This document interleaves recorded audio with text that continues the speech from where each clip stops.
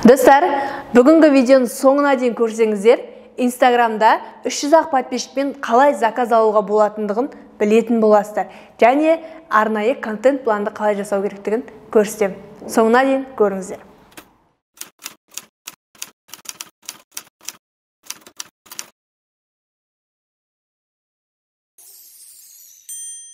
Сәлем достар, есімім Ұлпан. 2,5 жылдан бері копирайтингті, сайт жасауды және жалпы маркетингті зерттеп жүрген маманмын.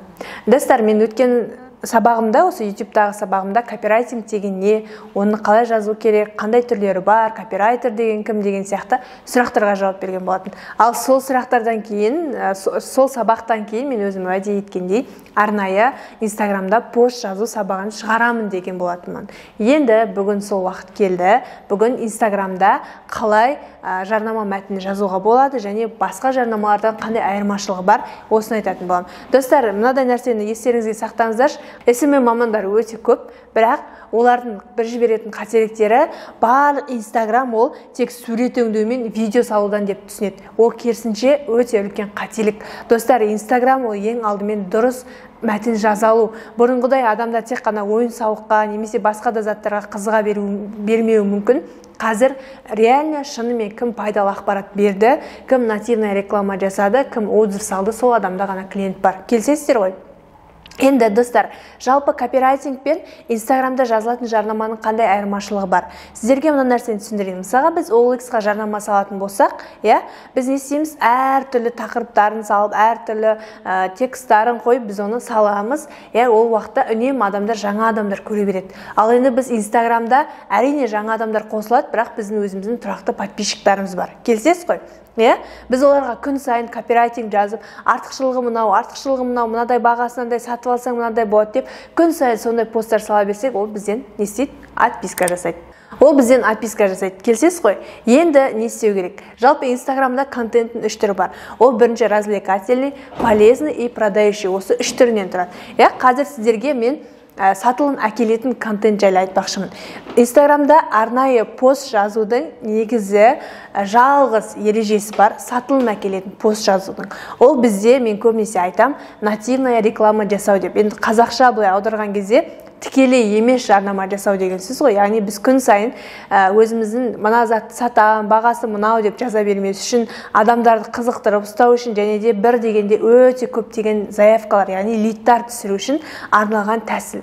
Мысалға, мына жазған пост менде 2020 жылы жұмыссыздар көбейеді деген пост жазып берген бір танысыма жазып бердім. Ода 300 мың теңге таза табыс тапты осы пост арқылы.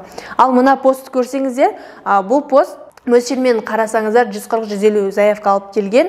Бұл бізде мөлшермен 10 мың теңгені есептегенде, егер теңгемен, хотя бы жартысы сатып алып деген өзінде 800-900 мың теңге табыс алып келген арнайы пост болған. Яғни мен оны ешқандай продвиженияға жіберген жоқпын, ешкімге жарнамалатқан жоқпын, жай ғана өзімнің подписчиктарымның арасында болды. Және достар, Инстаграмда пост жазу, Инстаграмда заявка алу деген сіздің подписчиктарыңыздың санына маңызды емес.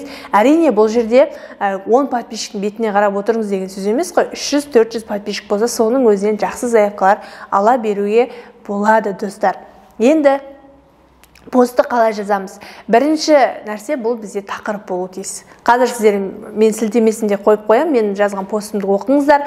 Бірінші тақырып, екінші проблеманы көрсету. Достар, сіздің өзіңіздің кәсібіңізге байланысты кез келген проблема болады. Жалпы нативная реклама деген бұл сіз сәбіз туралы айтып отырсаңыз, соңында өзіңіздің аяқ киіміңізді сату. Нативная реклама деген сіз орындық туралы айтып отырсаңыз, соңында сіз өзіңіздің курсыңызды немесе обучение копирайтинг курсын сату деген сияқты. Яғни әр түрлі форматта кез келген затты, кез келген оқиғамен байланыстырып өзіңіздің тауарыңызды сатуға болады. Әрине бұл жерде бір жазғаннан керемет нәтиже болып кетеді деп мен сіздерге айтпаймын. Бұған әрине практика керек. 5, 6, 7, 8 рет жазғаннан кейін сізде идеальный пост шығуы мүмкін. Келсесіз ғой? Енді қараңыз, бірінші тақырып дедік, екінші проблеманы көрсету дедік. Мына жерде көріп отырғандарыңыздай, яғни көптеген кәсіпкерлер 4-5 менеджер алады, бірақ олар 1 миллион теңге табыс кіргізбейді деп мен проблеманы көрсетіп тұрмын. Көріп тұрсыздар, Енді проблема болады. Одан кейін проблеманы қалай шештіңіз? осыны жазасыз. Яғни мен мына жерде WhatsApp бот арқылы арнайы дайын шаблондар қойып дегенді жаздым. Көріп отырсыздар. Келесі проблеманы қалай шешкеннен кейін процесс қалай болды? Процесс қалай болды? Яғни қалай жұмыс жасадыңыз сол үшін? Осыны көрсетесіздер. Одан кейінгі келесі этап бізде нәтиже қалай болды. Мен нәтиженің соңында да айттым, басында да айтып кеткен болатынмын. Нәтижесінде біз бір менеджердің 4 менеджердің жұмысын үнемдеп, бір робот бізде таң атқанға дейін 107 адаммен сөйлесіпті. Яғни ешқандай тамақ та ішпейді, ақша да сұрамайды деп мен солай жаздым.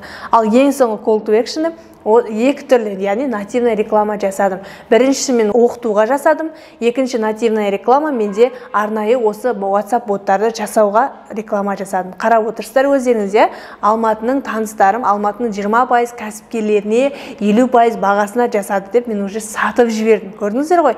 Бағасы 300 мың теңге дедім, бірақ 150 мың теңге жасап береді, және Алматының 20% кәсіпкерлер сенген деп мен үлкен артықшылығын көрсеттім. Көрдіңіздер, бұл деген өте үлкен жақсы нәтиже берген постым болды. Сіздерге де осыған кеңес беремін жасауға. Және call to action деген нәрсе бұл іс-әрекетке шақыру. Іс-әрекетке шақыру. Ол қалай болды? Қарасаңыздар, осы саланы үйренгіңіз келе ме? Қаласаңыз номеріңізді қалдырыңыз дедім. Адамдар дайректқа жазды, комментарийға қалдырды. Яғни бір сөзбен айтқанда, бір постпен бұрқыратып біз нәтиже жасадық. Нативная реклама деген осы, әрине бұл толығырақ үйрене берсең кете береді, бірақ мен сіздерге айтайын, заман осыған кетіп бара жатыр. Егер бүгінгі постым, бүгінгі видеом ұнаса, тағы да видеоларды көргілеріңіз келсе, комментарийға өзіңіздің пікіріңізді жазып кетіңіз, немесе сізде қандай проблема бар, соны жазыңыз, жарнамаға байланысты соған қатысты видео түсіретін боламын. Сау болыңыздар.